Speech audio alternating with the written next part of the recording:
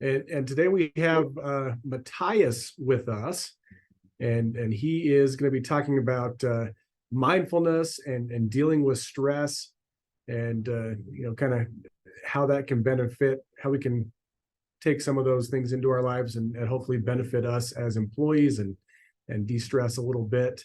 I will let Mathias tell you a little bit more about himself and his background, and then take it away from there, Mathias.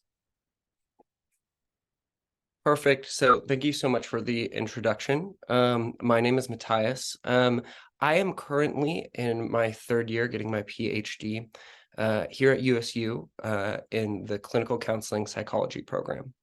My history is actually in mindfulness-based interventions. So prior to coming to USU, I studied mindfulness-based intervention for those living with chronic pain as well as opioid addiction.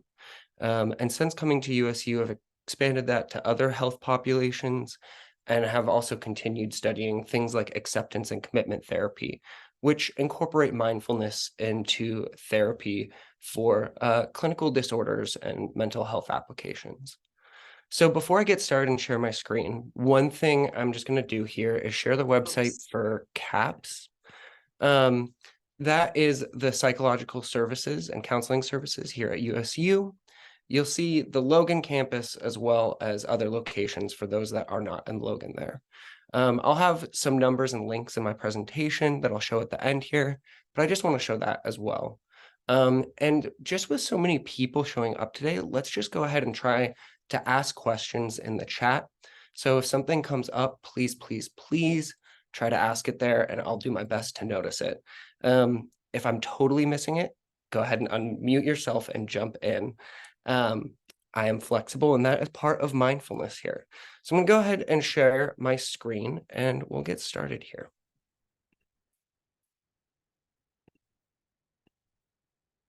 All right, is that showing up for everybody? Perfect. So today we're really going to be talking about mindfulness specifically in the workplace. But what is really beautiful about mindfulness is it does apply to almost any situation. And as we go through this, I really want it to be clear when mindfulness is useful and why we use it. So often I think you can hear, let's practice mindfulness without a reason why. Why is this going to help me? Why is this applicable in the workplace? What's the benefit to it? And so that's really one of the things that we're going to be talking about today. Let's see. Is my screen still sharing? Are people having issues? Okay. I'm not, all that I'm seeing now is click to exit full screen. Okay, 1 second. I just had something pop up there that changed, so let's try to fix that real quick. I apologize. One more time here.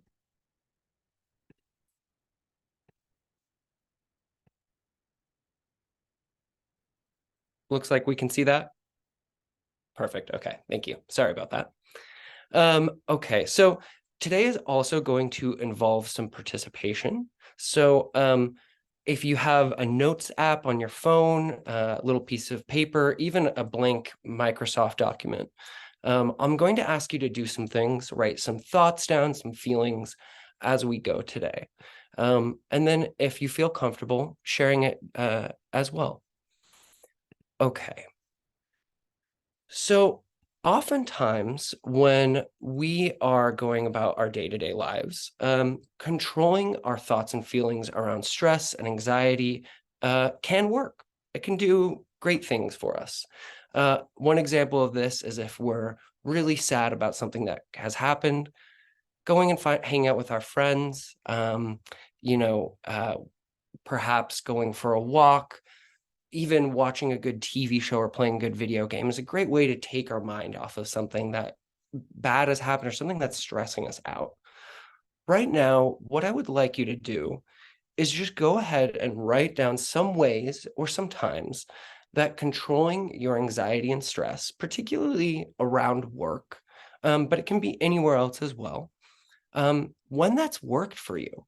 When have you been successful at managing and controlling these thoughts of anxiety and stress?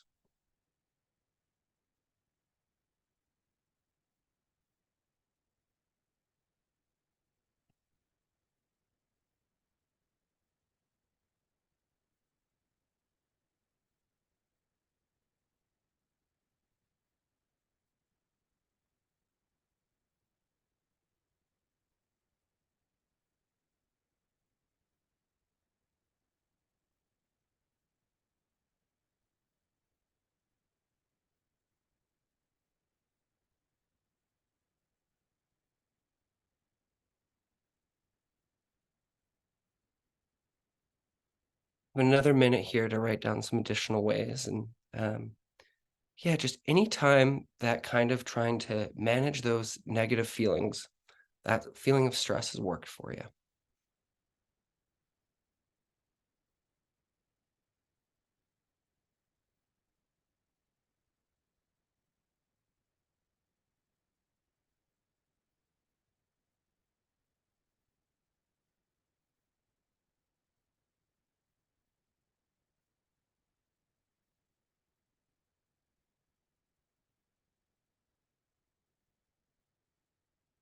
Now, considering, there's a lot of people here, so please, don't share your most intimate details in the chat, please. But if you're comfortable, I would love it if some people be willing to share ways that distracting yourself or managing these negative feelings has worked for you.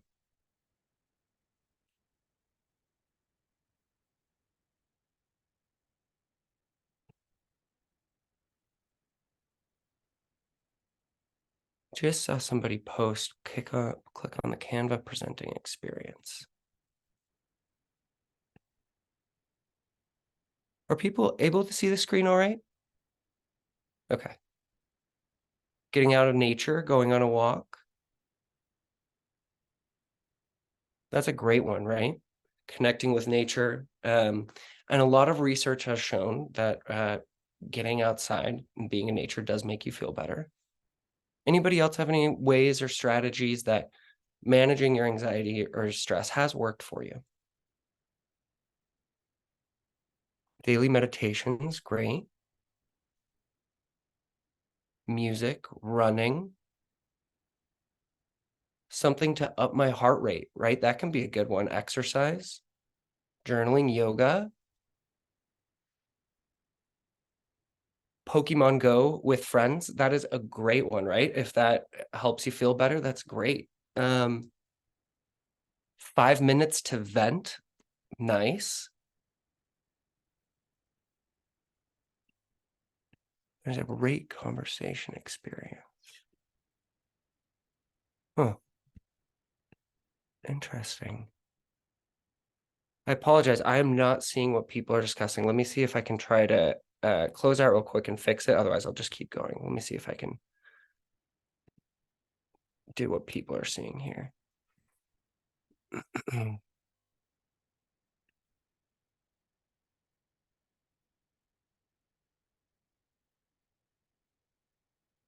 I hope that's better. We're just going to keep going along here and hoping that that works. Okay.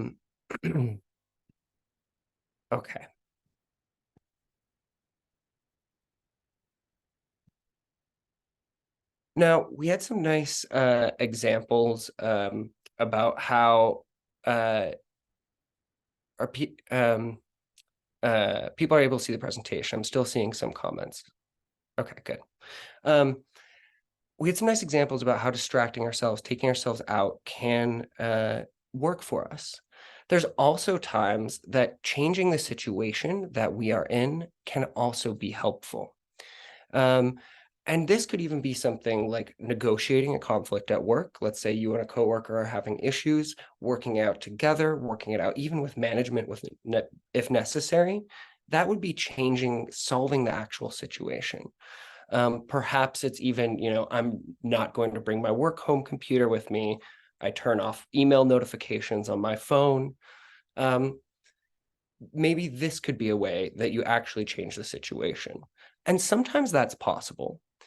Right now, I want to do the same thing that we just did, but go ahead and write down ways and situations, work specific if you can, but also life as well, where changing or solving the actual situation that was causing you stress or anxiety worked for you.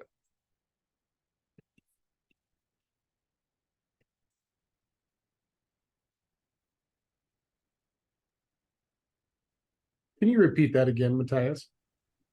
Yeah, my pleasure. Um, Go ahead and write down ways where changing or solving the situation worked for you, such as perhaps it was discussing a problem with a coworker. Perhaps it was taking more time off to solve how much you were working, um, or even something as simple as turning off email notifications. But a way that changing the situation helped you manage your stress and anxiety.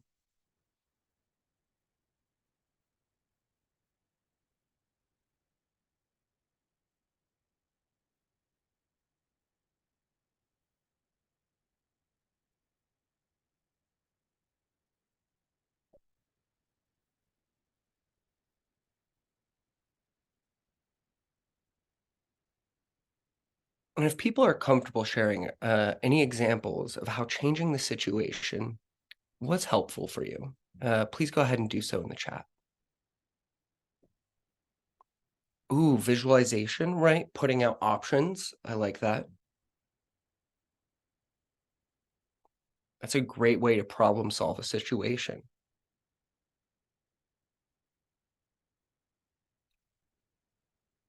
Anybody else have any examples of how you navigated or changed a stressful situation?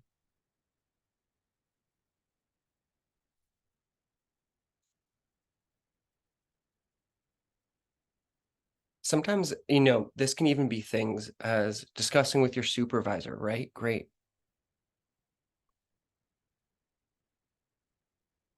Breaking tasks into smaller parts, changing a relationship, that can actually be that's a very concrete way of managing stress.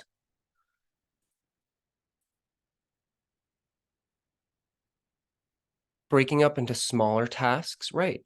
Great. Those are some awesome examples, right? Of how can I change the actual situation? And sometimes that works. There are also times though, where our attempts to control or solve stress, they don't work. Um, and no matter what we do, we can't seem to change the situation or make the stress go away. And the other reality is there's other times when we have no power, that no matter what we do, we just can't change it because of how a system's set up, where we are, the resources we have access to. There's times where there's nothing we can do.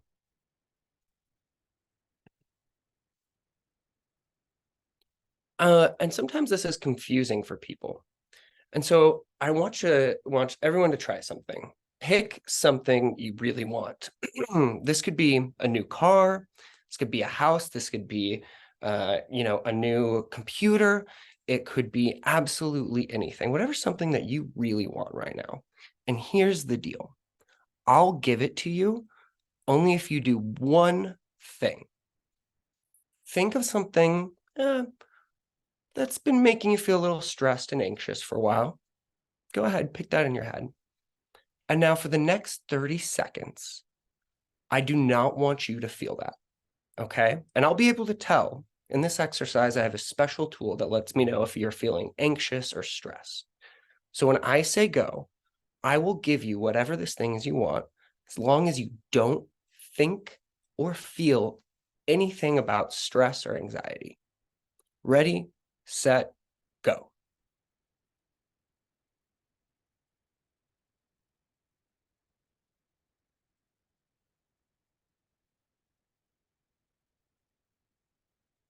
Don't think about anything stressful.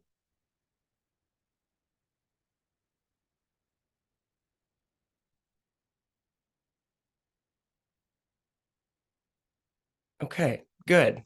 Now, a lot of people thought about something stressful or anxious. Did anybody notice that, try as hard as they might, that these stressful or anxious thoughts, even maybe the idea of whatever's making us stressed about, crept into our mind?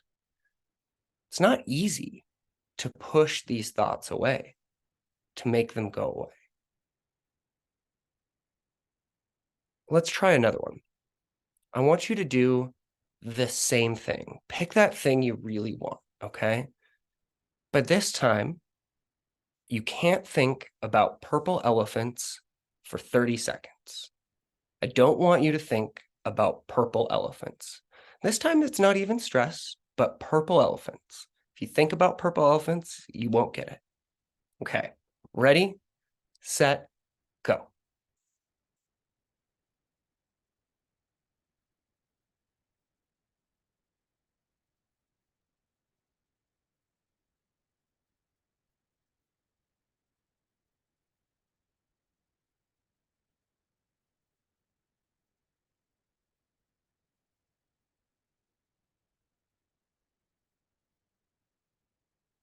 So, how many people thought about a purple elephant at least one time in those 30 seconds? I'm going to go ahead and say that it was almost all of us, if not all of us. It's so hard, in fact, impossible to control the thoughts and the feelings that we have. Our brain makes them and we perceive them.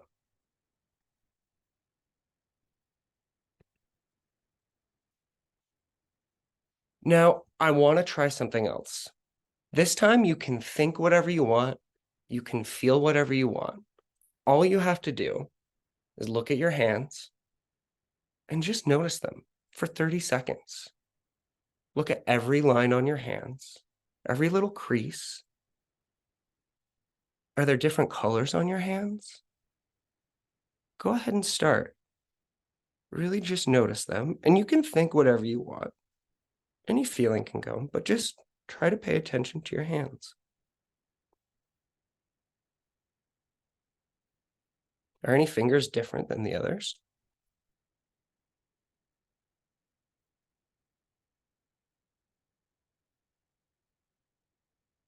What does the back look like? Is it different than the inside of your palms? Good. Now, what of those three is the easiest one? Was it easier to try to push away thoughts of stress and anxiety? Were we all able to not think of purple elephants? Or was it easiest just to pay attention and try to keep our attention on something in the present while still feeling or thinking whatever came to our minds? Yeah, right, exactly. That third is the easiest one. It's a lot easier for us to control our actions, what we pay attention to, than the thoughts and feelings that come into our mind. What if the problem here isn't that we have stress or anxiety sometimes? What if it's this idea that we're really trying to control it to not feel stress, to not feel anxiety, and we do everything we can to solve it, even though there's sometimes in life there's nothing we can do? So one of the big reasons that we're going to be practicing mindfulness and talking about mindfulness today is this is a way that instead of trying to control stress, trying to wrestle anxiety, we're going to instead let it be here. It's a new way of kind of approaching something that we've been told for a long time not to feel, to make it go away.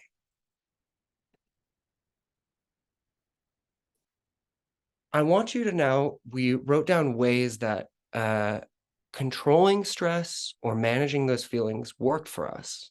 But are there times where it hasn't worked for you? That despite everything you've done, that stress, you can't make it go away, that anxiety, you can't make go away? And write down some of those times.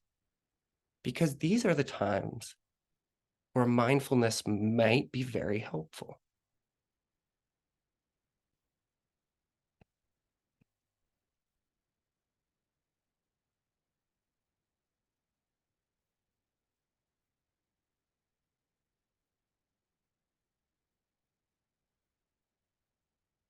Okay, yeah. So write down times when trying to control your stress, trying to manage the situation, your anxiety didn't work for you. And kind of write down what you did and what you tried to do and how it didn't work out.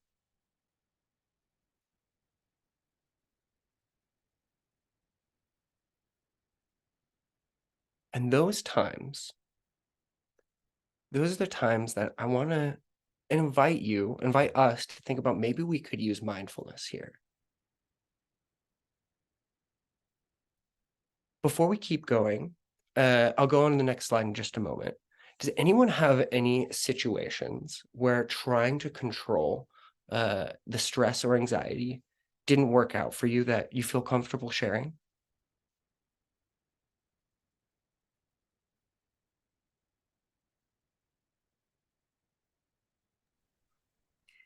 Matthias, I do. My name is Susan Leonard from Price.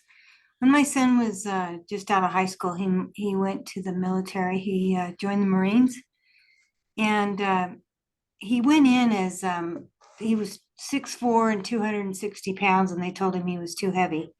So they put him on a diet where he ate nothing but watermelon and eggs for 4 weeks. And then he got a really, really bad rash, and they gave him a medicine that made to help him with his rash. But then he was trying to do Marine stuff, become a Marine. And they had him out in the field, and it was really hot because it was in July. And he, anyway, they gave him a Benadryl tablet that dehydrated him, and then sent him out into it. And then he got in trouble, so he couldn't fill up his bowl because he was helping somebody else up a hill, and he couldn't fill up what they call his bowl, his water. Anyway, he had a heat stroke, and went down, and his core temperature was 108 degrees, even after they life flighted him to military, not a civilian hospital. When we got the phone call in the middle of the night that our son was in grave condition and the doctor said he wasn't going to make it through the night, when you feel that with that stress that you have no control over what's happening to your son, and the only thing you can think about is how I don't know how helpless you feel. We got up in the middle of the night, left our house at like I don't know 1 o'clock in the morning to drive to California, to try to be with him, or at least be there with him if something was to happen to him. And when we got there, we were coming into the city, and it was really before navigation, and so they were kind of calling us, giving us directions, kind of step-by-step directions on how to get into the hospital, to the hospital he was in. And when we got there, the sergeant, or I don't know what they are, lieutenants or sergeants or whatever, they said, look, we'll meet you at the front door and take you to where you need to be. And I was like, I don't need somebody to help me get to where my son is. I want him to just kind of stay out of my way. I felt really like on guard, like they were going to tell me something that I didn't want to hear. And what I didn't want to hear is that he didn't make it. Yeah. But he made it. But when I got there, I was so upset with the Marines for doing this to my son and not having any control over what had happened to him. And he was just a week away from graduation of becoming a Marine. And I know that everything happens for a reason. He's fine. He actually was diagnosed at the time with schizophrenia because of what he went through with the injury, and then being in the military hospital and being put on the loser deck. And I know that the Marines do everything for a reason, but it was just super. But what I found out is when we came back, my husband and I, we weren't sleeping well. We didn't communicate. We were we were both kind of, instead of talking about how we were feeling, we were both kind of hiding how we were feeling because we didn't want to bring the other one down. And we felt really, we couldn't get him out of the hospital. He wasn't going back to the Marines, we didn't think, but they wouldn't Yeah. let him come home because he still belonged to the Marines, and they were trying to get him better enough to go back into the field. Susan, I'm sorry, I gotta pause you there just to keep us going, but that is a great example. Yeah, it's a big of- example because you but just feel so helpless. He yeah, lived and he's fine, and it's been glad to a hear bunch that. of years and he's fine. But it I'm glad to was just hear super that. scary. It took us Yeah, a long time to get over it too, a long time. And he didn't even die, so I can't even imagine what somebody goes through if somebody dies that they care about. right. And that is a great example, and we'll keep going here, of like how there are some times where no matter what we have done, there's nothing we can do to solve a horrible, stressful situation. And that is a very scary, close to the heart example. But nonetheless, right, a very clear one of how just no control of the situation. There was nothing you could have done. But at the same time, it was causing a lot of heartache and pain that you don't want to feel. You don't Stress and want. anxiety for sure. Yeah. So this brings us to mindfulness. What is mindfulness? And this is a non-judgmental, non-reactive awareness to our present thoughts, sensations, and emotions. And so what's important to note here is this is the opposite of trying to control our emotions, our experience, and our thoughts.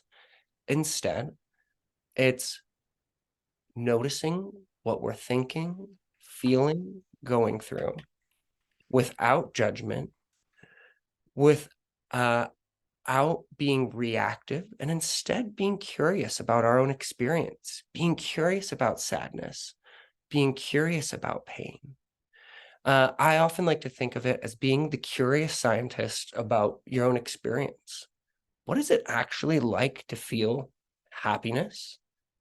What is it actually like to feel stress? Where is that in the body? What does that feel like?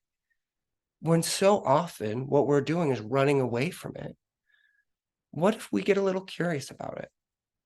Now, it's important to note that being curious does not mean the same thing as we want it to happen. But we're just accepting that it's happening. Okay, here's this experience. Here's this thought. What's it like? So the reason why we're talking about this in the workplace is so that we can deal with things as they are. We can separate ourselves and our actions from our emotions and thoughts while allowing them to happen, while also accepting that sometimes we do have to work through stress and difficult situations. It can be unavoidable. In fact, I would argue it's impossible to avoid stress and difficulty in life, period.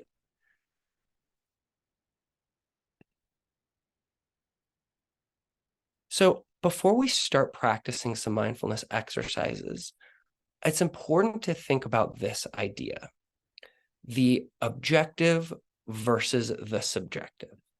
And as we do our mindfulness exercises, this idea is how I want you to think about your own thoughts and feelings. And also you can carry this into how you interact with others at work. So when we're talking about the objective, those are things that we know to be true. A really great example is this slide is blue. I am wearing a sweatshirt or a sweater, pardon me. This painting behind me has a red frame around it. Those are all objective descriptions. The subjective is our personal evaluations.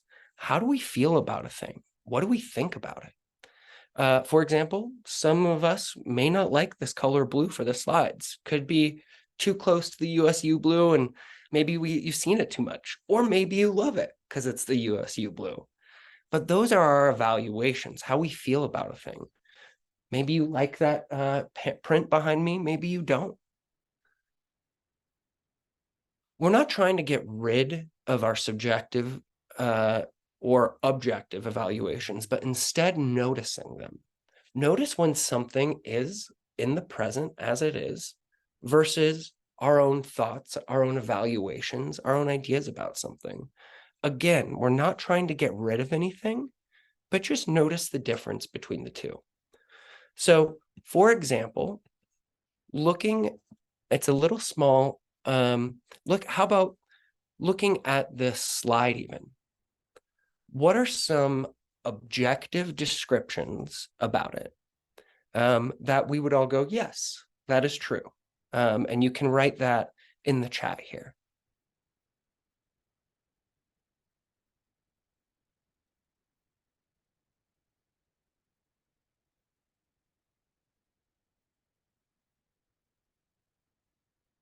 And it could be as simple as there is a dark blue portion on the top and a light blue portion on the bottom.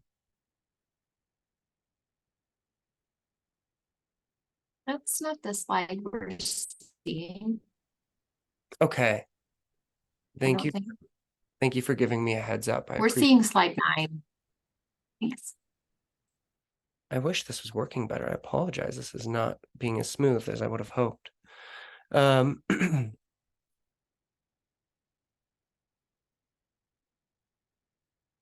Can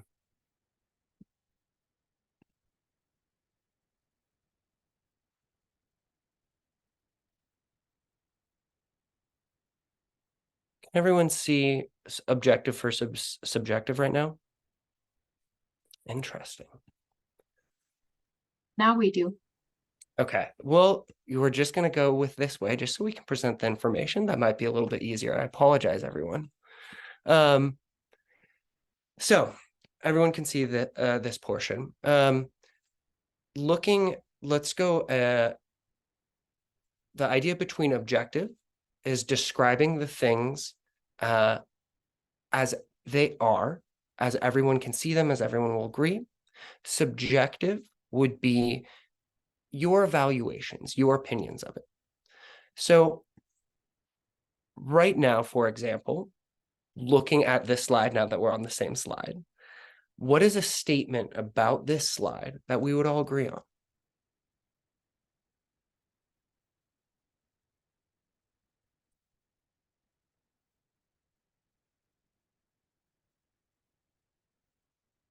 There's blue, great. Headings are in capital letters, perfect, right? These are all objective descriptions. Now, what's an example of a subjective description? Okay, great. It's not easy for you to read based off the color contrast, right? And I won't be insulted if your subjective opinion is you absolutely hate this slide, or it's been hard to see what we're doing because the presentation hasn't been following.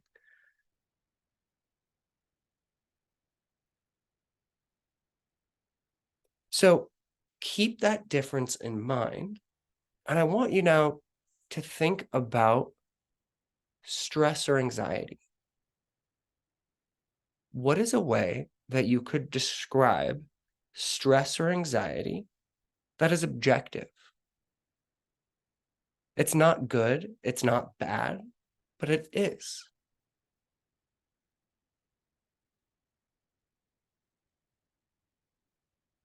And if anyone would like to share, please go ahead and put in the chat. One example for myself, I notice my left shoulder gets tight. So anxiety can feel tight in my shoulder. It's not good, it's not bad, but it just gets tight there.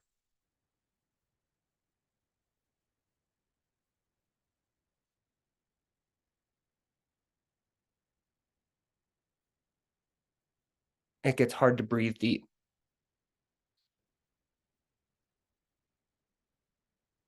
Shifty eyes, subdarting eyes, right? Good. What are some now subjective descriptions of anxiety? I think this might be the one that we're all a little more familiar with.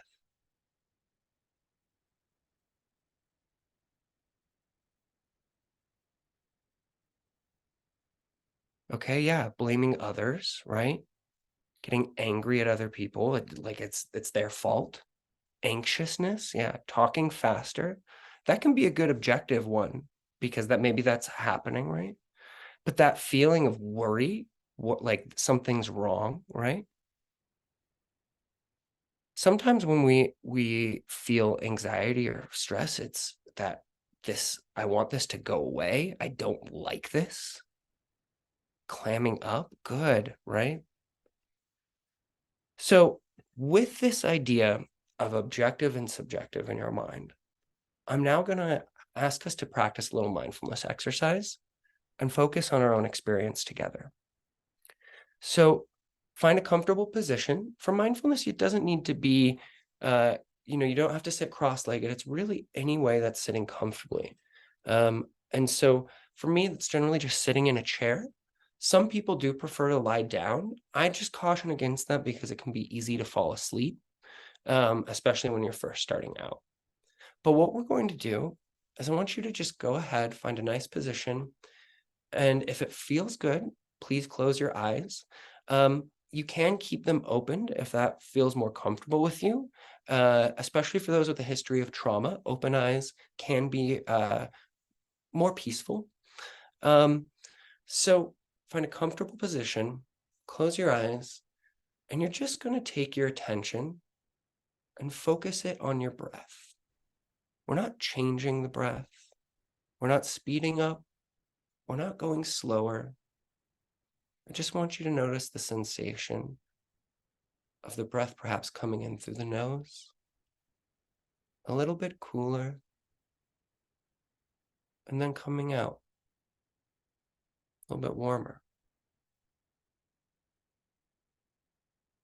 And you're going to try your best to keep your attention on this breath, noticing the rising and the falling of the chest.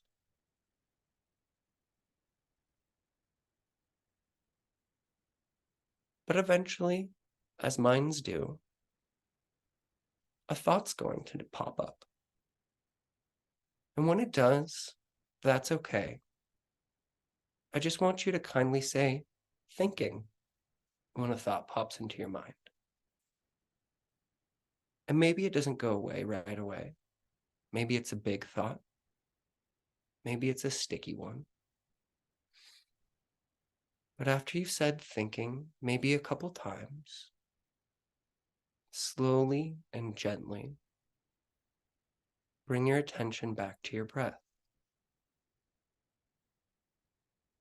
Notice the air coming in through your nose and out through your mouth.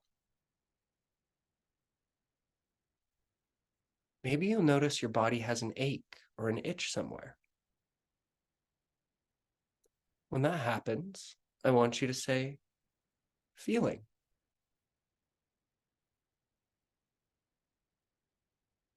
Feel it. Notice where it is. Don't push it away, good or bad.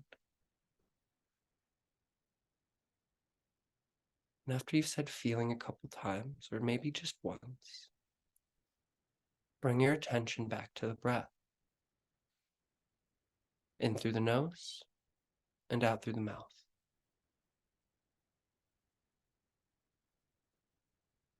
Maybe you'll even notice an emotion.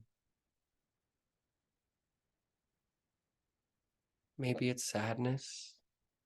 Maybe it's peace.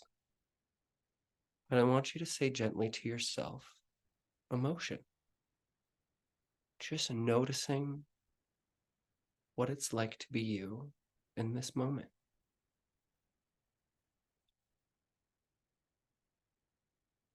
And when you're ready, gently bring your attention back to the breath. In through the nose and out through the mouth.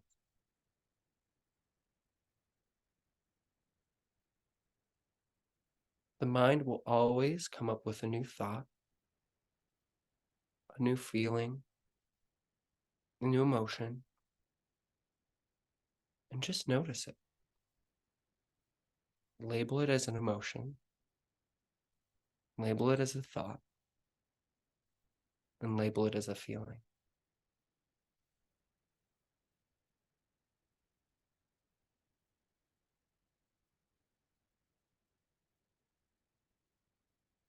Good.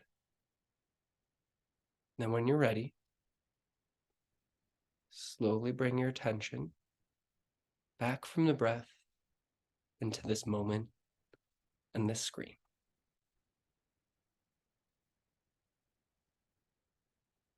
And so with that one, it's really just practicing noticing our whole experience. Instead of trying to control it, what is it like to be us? And just notice things as that curious scientist. Now, we've talked a little bit about being non-judgmental, non-reactive, but there's a huge other part to being mindful, and that's being present. When we're being present, we're not multitasking. As hard as anyone has ever tried before, and I have tried valiantly many times, to watch a sports game or watch a TV show and do work at the same time or what have you, it doesn't really work. And so when we're mindful, we want to be focused on one thing at a time, whatever it is we're doing, whether it's work, being with a friend, enjoying ourselves. It also involves feeling what your body is telling you in this moment. So often we're absorbed in our thoughts, our feelings, and we're wrapped up in them instead of doing what we just did, knowing that they're just a thought. It's just another feeling. It's another sensation. And they come and they go, as all thoughts, feeling, and sensations do. The next part is when we're doing both of these things, seeing what's happening, hearing what's happening, and focusing on that one thing in the present, we're truly engaged with where we are, who we're with, and what we're doing. And not only has that been shown to reduce stress, to reduce anxiety, reduce depression, but we're better friends, we're better partners, we're better coworkers when we are present in that moment. So that one exercise I highly suggest doing, even if it's just for a minute or two each day, of just practicing labeling your thoughts, emotions, and feelings. When you're practicing mindfulness, it's okay if it's hard at the beginning. It's a new skill set. It's like learning to ride a bike. It's like learning to learn a new language. It's going to school. None of these things we're great at right off the bat. And in fact, we live in a world where our phones, media, the way we live our lives, everything's screaming for our attention to do different things all the time. Think about this, think about this, think about this. We don't practice doing one thing at a time and just staying in that very often. So remember, this is going to be hard. It's a new skill. And even if the whole time you're just thinking and having to come back to your breath, another thought comes back up, that is perfect.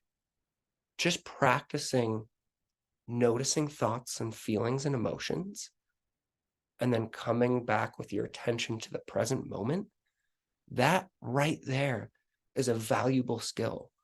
You're working out that cognitive muscle, right? And it will take time. The other thing about mindfulness is, I just want to point this out, is it's not always the answer.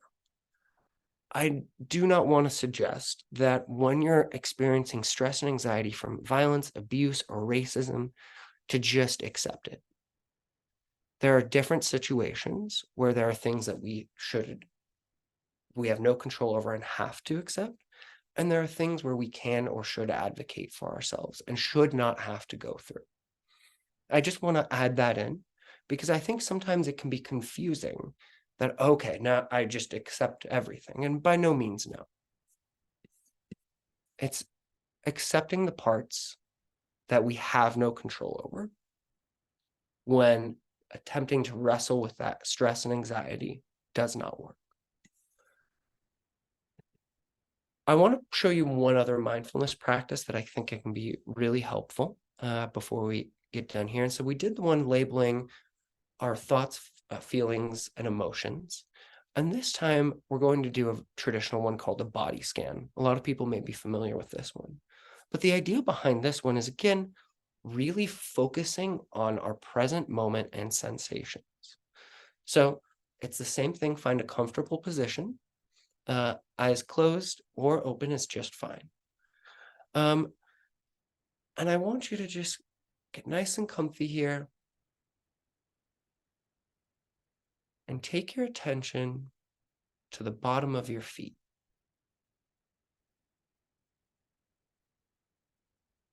What do your feet feel like on the bottom right now? Can you feel the pressure of your shoes? The socks pushing against the bottom of your feet?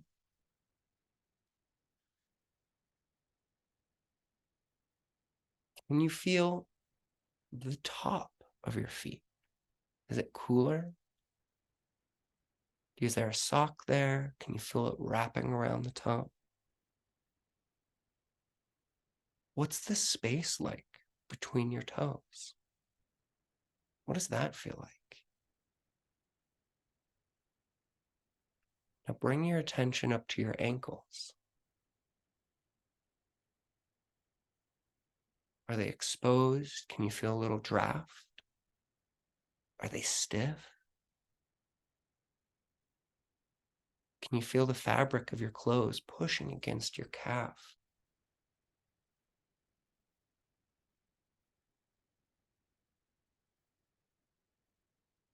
What does the front of your shin feel like?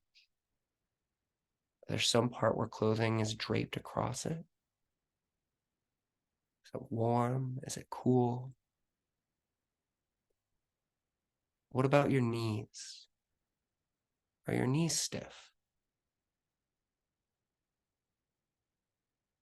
What about the back of your knees? What does that feel like? Is the chair pushing there? Does it feel like space? Keep taking your attention up your legs. Is it warm? Can you feel the chair or the couch, whatever you're sitting on, pushing against the bottom of your thighs?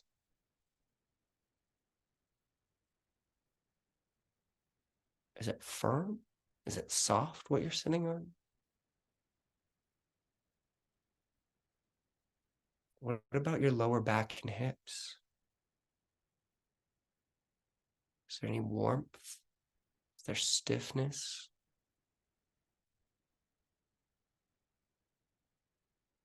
Is part of the chair slowly pushing into your back?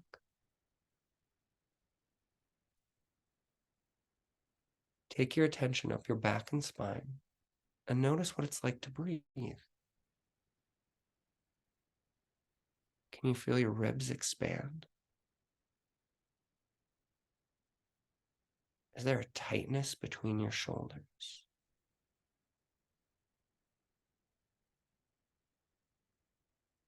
Run down your arms. What do your arms feel like? Can you feel anything resting on the inside of your elbow?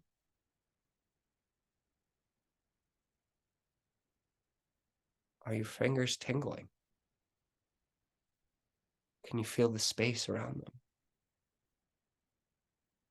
Perhaps they're resting on each other. Can you feel what you're touching? Is it smooth? Is it soft? Now take your attention all the way up to the top of your neck. Is it tight? Is it tall? You're leaning over.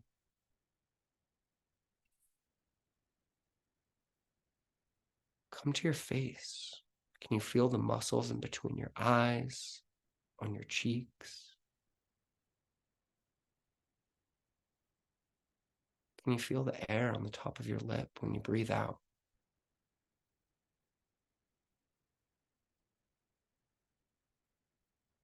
Where is it soft in your face? Where is it tight?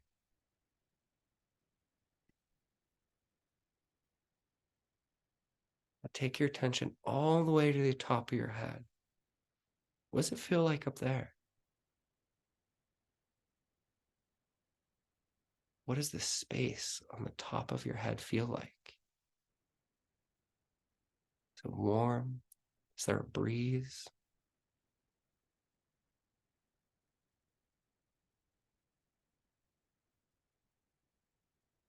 Now, when you're ready, slowly bring your attention back to this room and back to the screen.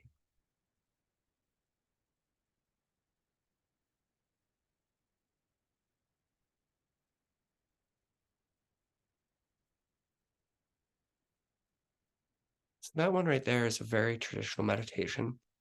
It's a body scan, and it's really helpful for when your thoughts and those feelings and emotions are just, they're so big and we are wrestling with them and you can't disengage. It's really nice to do that, to practice. Okay, these thoughts, these feelings are here, and I can still pay attention to the present moment, what I'm experiencing, without pushing these away, but I can still be here now.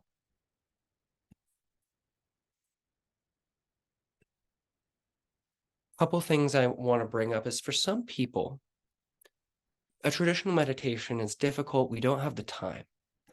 So there's a lot of ways you can be mindful in your day-to-day.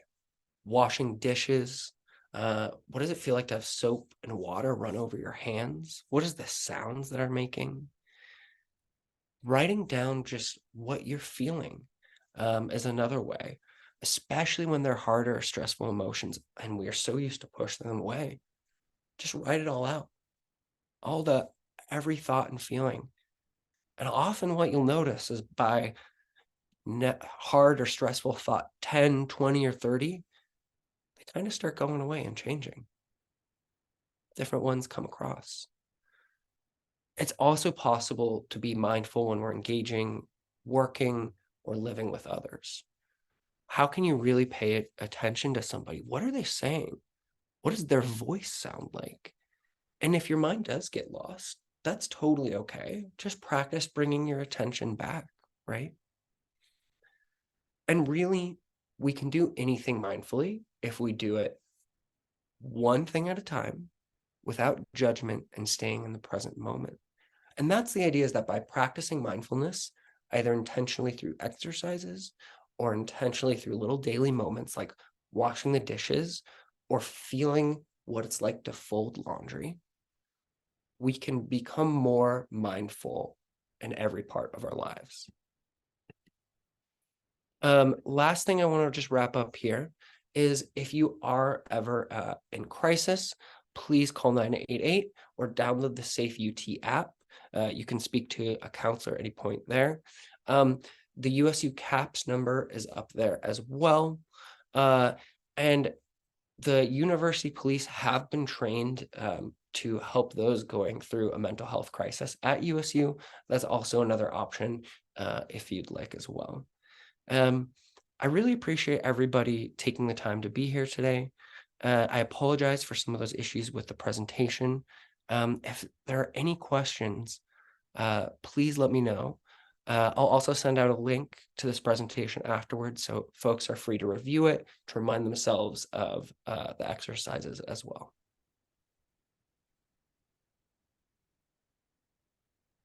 Matthias, can I make a shameless plug?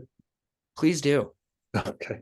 My name's Joe Katinik. I'm over at the Sorensen Center here on the Logan campus, and I believe everyone that's an employee gets about 6 free sessions through benefits. And so we offer therapeutic services very much in line with what Matthias was doing. And so you can Google Sorensen Center of Clinical Excellence, and yeah, we've got some openings too. So to Matthias's point, if there's some things you want to work on more, feel free to reach out to us. Everything's confidential. And thanks for the shameless plug.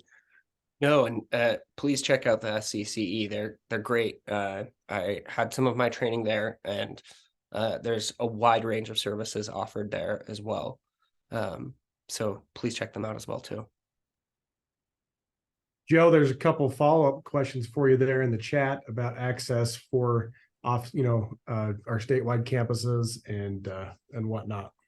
Oh, okay. Yeah, we'd also do telehealth here. So that's an option as well.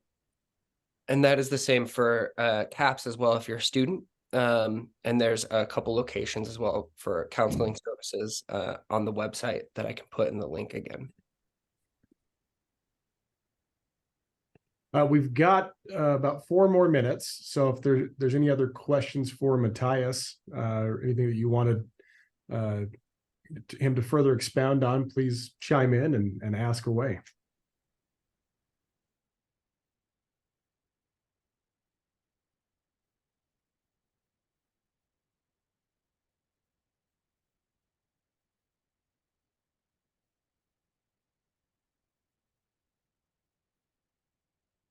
Well, thank you so much. And if I can hang out for a little bit if you want to relationship help as well. I'm not, is that question asking, there is, I know, marriage and counseling services at the SCCE.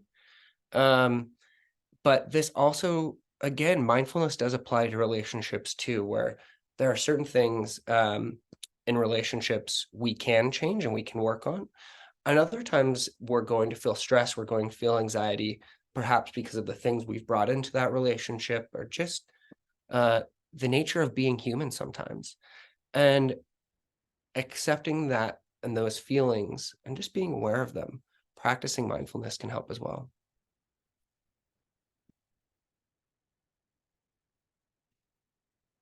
Appreciate your shameless plug, Joe. We might have to loop you into one of these professional development seminars. It sounds like might be some interest in your group services as well.